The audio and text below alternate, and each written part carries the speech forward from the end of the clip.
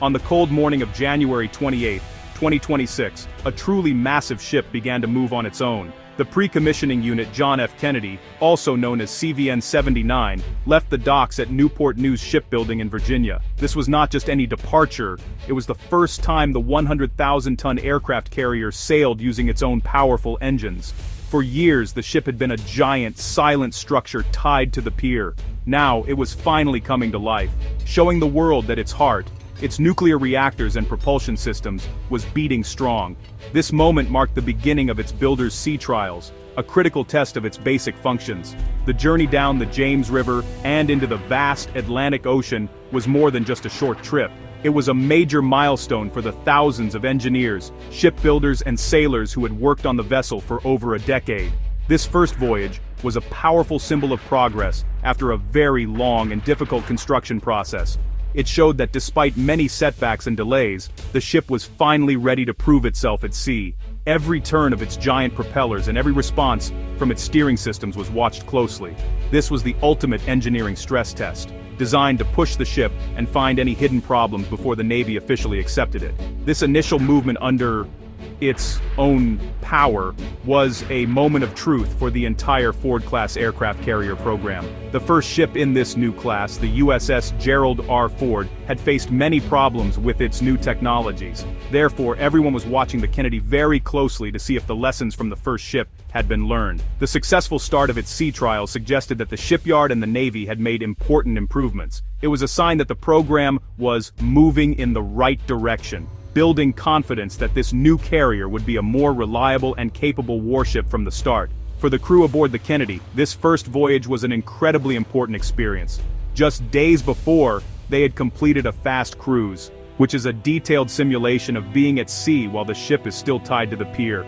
This training prepared them for the real thing. Now they were actually operating the ship's complex systems in a real-world environment. They were testing everything from the engines to the navigation equipment. The successful completion of these initial trials just a week later, on February 4, 2026, was a testament to their hard work and the fundamental soundness of the ship's design and construction. The journey of the USS John F. Kennedy from a simple piece of steel to a functioning warship was incredibly long. Construction officially began when the first steel was cut in 2011. This marked the start of a process that would end up taking 16 years, with the ship's final delivery to the Navy planned for March 2027. This lengthy timeline is hard to comprehend, especially when you compare it to other major historical projects. The amount of time spent building this single ship was longer than the combined time America spent fighting in World War I, World War II, and developing the atomic bomb during the Manhattan Project, which together took about 14 years. This long construction period was filled with a few visible milestones but also long stretches of quiet, difficult work. The ship's keel was laid in 2015, a traditional ceremony that marks the formal start of a ship's construction. 4 years later, in October 2019, the ship's hull was floated out of its dry dock. This event was celebrated publicly, but many insiders knew it was premature. The ship was not structurally complete, and moving it to the pier meant that the remaining work would be much harder and slower. It would be another 6 long years before the Kennedy would finally move under its own power, a clear sign of the challenges that followed. The period between 2022 and 2024 was particularly difficult for the Kennedy program. Progress seemed to slow down dramatically as the project faced a perfect storm of problems. The global supply chains that provide essential parts and materials were broken, making it difficult to get what was needed on time. There was also a serious shortage of skilled labor, as experienced shipbuilders were in high demand across the industry. These issues created significant delays, pushing the ship's delivery date further and further into the future. The original delivery date of 2024 slipped to 2025, and then was pushed back again to 2027. While the United States was slowly building the Kennedy, other countries were moving much faster. During the same 16-year period, China's Navy made huge leaps in its aircraft carrier program. It went from having no carriers at all to building and launching its third carrier, the Type 003.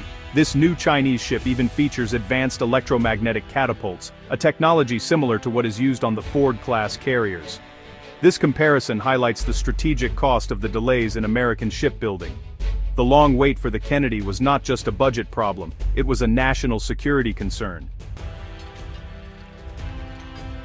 One of the biggest reasons for the Kennedy's long construction timeline was a series of complicated decisions and unexpected problems. A key issue arose from the decision to float the ship's hull out of the dry dock in 2019 before it was fully complete. A dry dock is a controlled environment, like a massive workshop where building a ship is more efficient. Moving the incomplete vessel to the chaotic pier side was a decision influenced by the desire for a positive photo op for politicians. However, this choice made the remaining construction work much more difficult and time-consuming, contributing directly to years of subsequent delays that hampered the ship's progress. The program also suffered from major disruptions that were beyond the control of the shipbuilders. The global crisis of the early 2020s shattered supply chains around the world. Suddenly, getting specialized parts from simple bolts to complex electronic components became a huge challenge.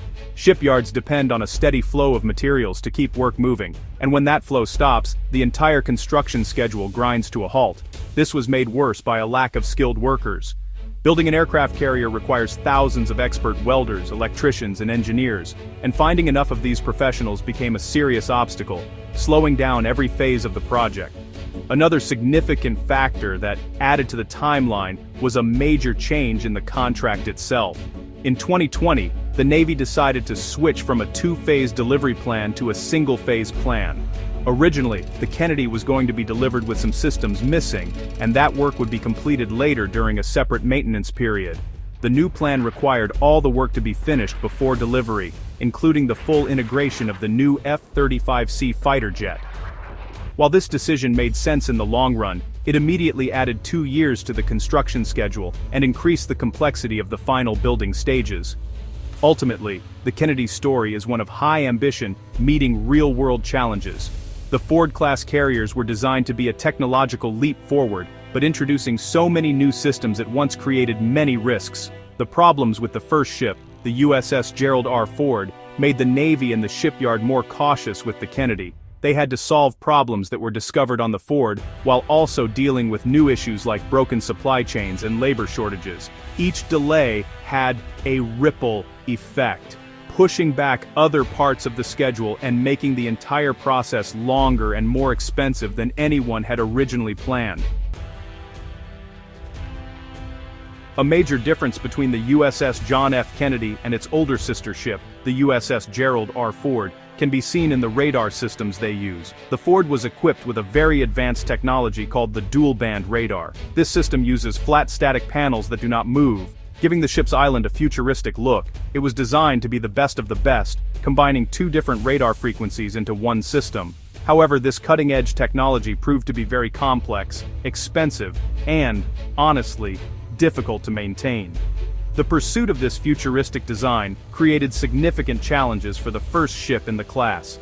For the Kennedy, the Navy made a very deliberate and important change. Instead of using the complex dual-band radar, they decided to install a more proven and reliable system. The Kennedy is equipped with the AN/SPQ-9B, a mechanically rotating radar.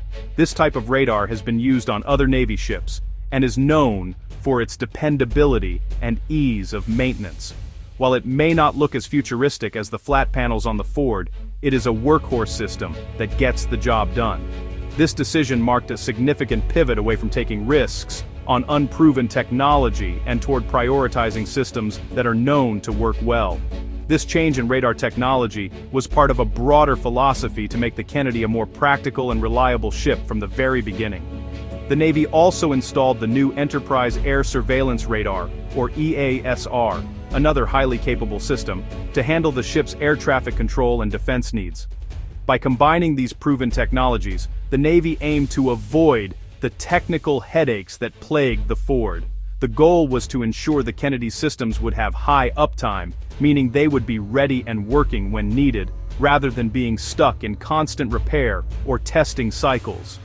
This decision reflects a critical lesson learned from the Ford-class program. Sometimes, reliability is more important than having the absolute newest technology. The problems with the Ford's advanced systems led to intense political pressure, with some leaders even suggesting a return to older 1950s-era steam technology for launching aircraft. By choosing a more traditional radar for the Kennedy, the Navy showed it was listening to these concerns.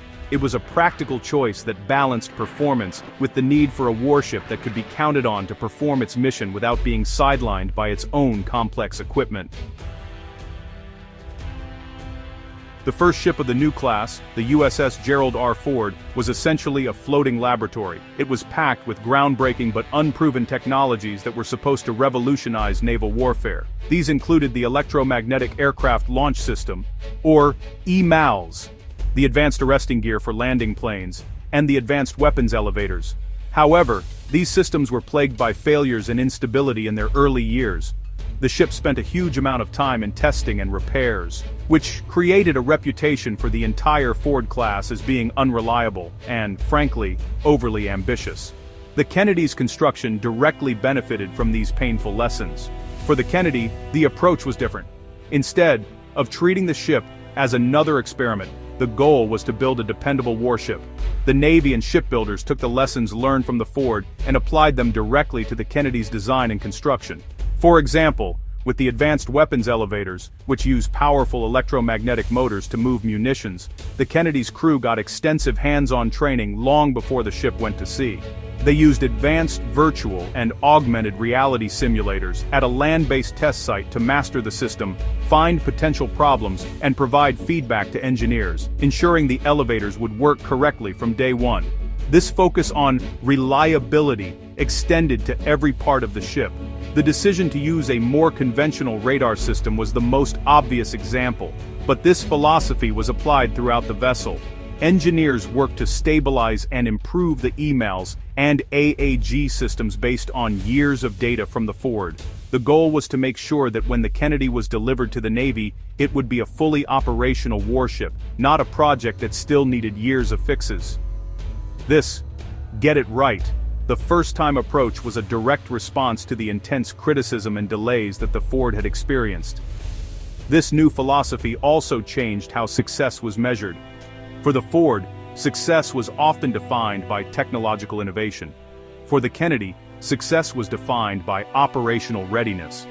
The president of Newport News Shipbuilding, Carrie Wilkinson, signaled this shift when she spoke about the ship's preliminary acceptance in mid-2026. The focus was on meeting clear, achievable milestones and delivering a product that the Navy could trust. This practical mindset represents a major evolution in how America builds its most complex and important warships, moving away from high-risk leaps and toward more careful, deliberate steps forward. The long and challenging construction of the USS John F. Kennedy offers important lessons for the future of American shipbuilding. It has shown that while technological innovation is important, it must be balanced with practicality and reliability. The program's early struggles and subsequent course corrections have created a new blueprint for building complex warships. Future aircraft carriers, such as the upcoming USS Enterprise and USS Doris Miller, will be built using the lessons learned from the Kennedy.